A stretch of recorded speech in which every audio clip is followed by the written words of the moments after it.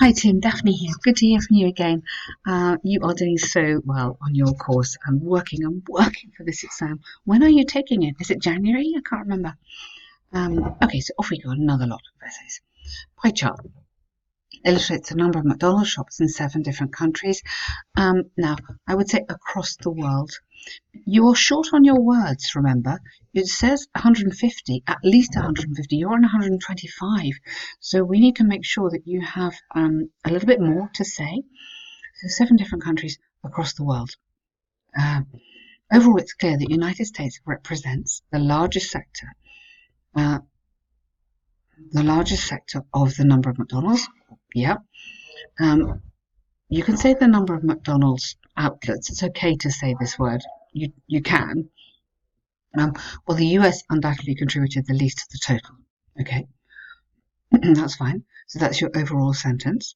You could say maybe something about, you could link the European countries together because they're all quite small. That's quite interesting.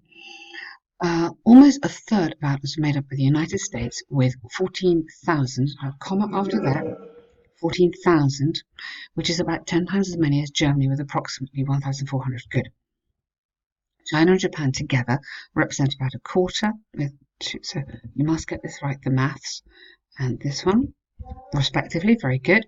Comma before respectively, the smallest number outlets was France, okay, followed by, hang on, the smallest number was France, followed by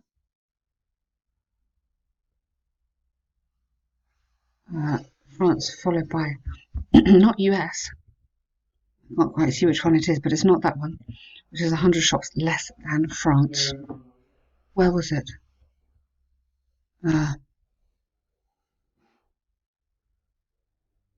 Yeah, I'm not sure which one you mean there. Other? I don't know. Which is this one that you mean? Less than France. It's noticeable the number of shops US owned is more than the rest of the countries combined. Yes. Okay. How many more times?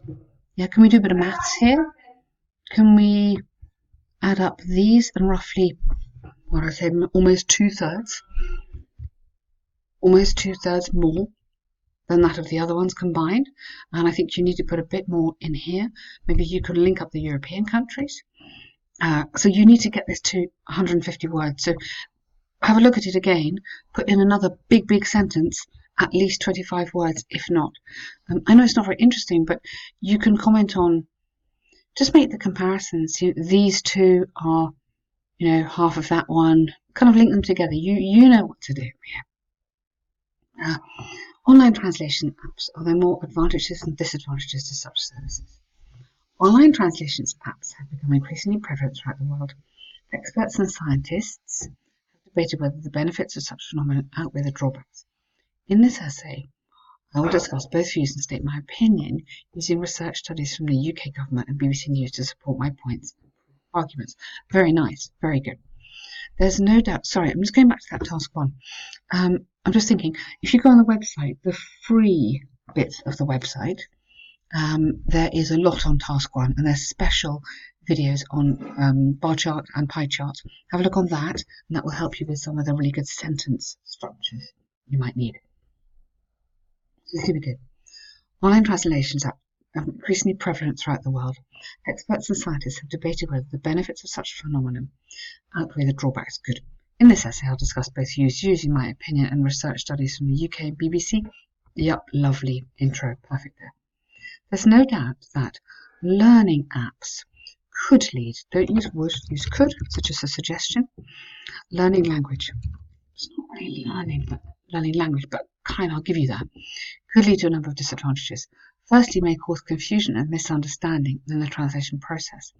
And this could be or can be explained by the fact that many language learners are over-reliant on online apps and you don't need to say may because you've still got learners as your subject, might not be aware of the inaccuracy of such apps. Okay.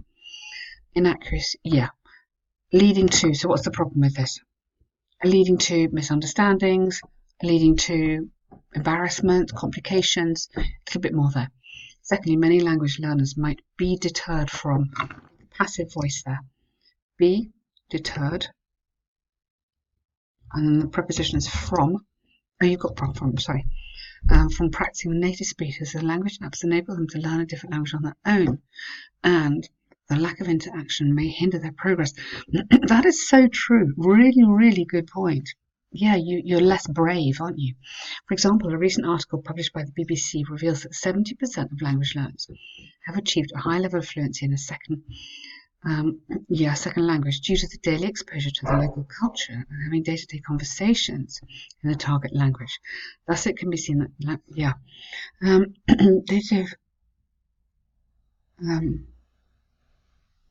conversations with native speakers in person. I think you need to put this here. Make the point that it's face-to-face, not just over the translation app, but very good paragraph. Really like that. However, it should not be forgotten that translation apps are able to bring tremendous convenience to people's lives. Yeah, particularly relevant to international travellers because they're able to communicate with foreigners effectively using technology despite the limited command of the local language. For instance, empirical research from the UK has the research, although there's lots of it, it's singular verb, consistently found the number of international travellers have, so number of, again, has, same problem, increased worldwide. Because I know there's lots of travellers, but it's the number of the travellers that commands the verb over the past 5 years due to the prevalence of online translation services. Good, absolutely. Thus,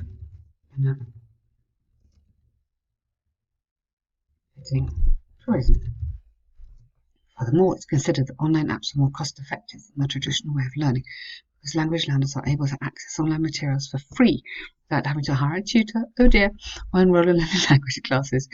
Therefore, it's been clear translation apps are convenient and inexpensive. This is excellent. Really, really good stuff. You've absolutely got it. Yeah.